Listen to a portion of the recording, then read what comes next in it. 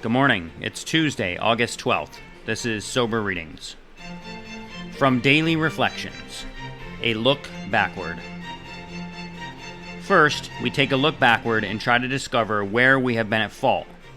Next, we make a vigorous attempt to repair the damage we have done. That's from 12 Steps and 12 Traditions, page 77. As a traveler on a fresh and exciting AA journey of recovery, I experienced a newfound peace of mind, and the horizon appeared clear and bright, rather than obscure and dim. Reviewing my life to discover where I had been at fault seemed to be such an arduous and dangerous task. It was painful to pause and look backward. I was afraid I might stumble.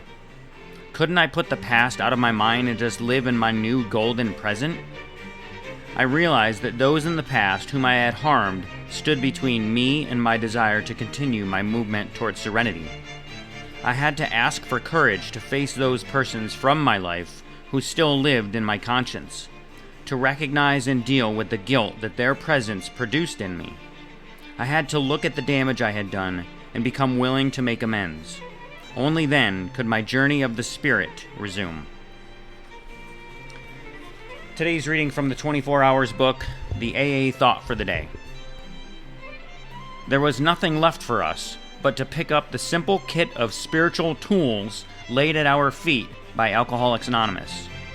By doing so, we have a spiritual experience which revolutionizes our whole attitude toward life, toward our fellows, and towards God's universe. The central fact of our lives today is the absolute certainty that our Creator has entered into our hearts and lives there in a way which is indeed miraculous. He has commenced to accomplish those things for us which we could never do for ourselves. So I ask myself, have I let God come into my life? The meditation for the day. The moment a thing seems wrong to you or a person's actions to be not what you think they should be, at that moment begins your obligation and responsibility to pray for those wrongs to be righted or that person to be changed.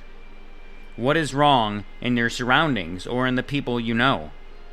Think about these things and make these matters your responsibility. Not to interfere or to be busybody, but to pray that a change may come through your influence. You may see lives altered and evils banished in time. You can become a force for good wherever you are. The prayer for the day.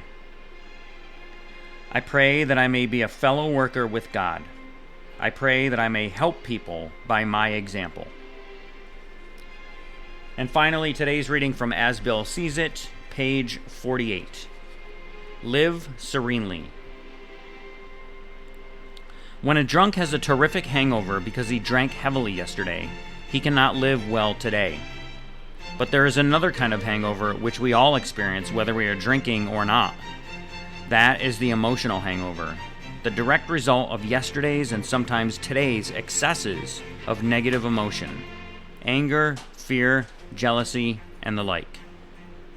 If we would live serenely today and tomorrow, we certainly need to eliminate these hangovers.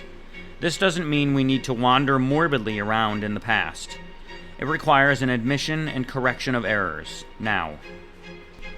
That's from the 12 and 12, pages 88 to 89. And that's it for today's Sober Readings. Remember, just for today, don't drink, go to a meeting, and keep coming back. Have a great day. And as my friend Larry says, best day ever.